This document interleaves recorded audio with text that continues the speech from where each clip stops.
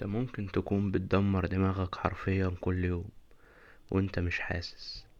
دماغك مش بتتسطح، لا دي بتتعفن. وده مش كلام تهويل، دي حقيقة. تعال اقولك ايه هو التعفن.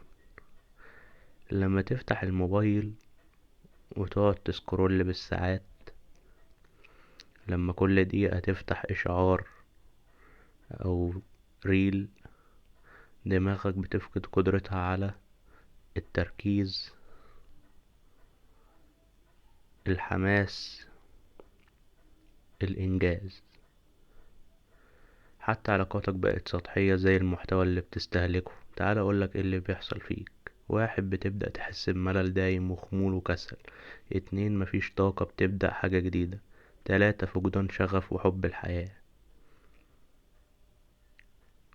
الحل الواقعي لكل ده: واحد، ساعة يوميا بدون موبايل. أول ما تصحى خليك بعيد عن الموبايل، صلي، امشي، اشرب مية، لكن ما تفتحش السوشيال. اتنين، بدل وقت السكرول بحاجة فعالة، بودكاست، قراءة، شغل ايدك. دماغك محتاجة غذا حقيقي، مش تفاهة بصرية. تلاتة، ابدأ تحدي 7 أيام بدون ريلز. اعملها مع واحد صاحبك وشوف الفرق في طاقتك بعد أسبوع. لو حسيت ان الكلام ده أثر معاك،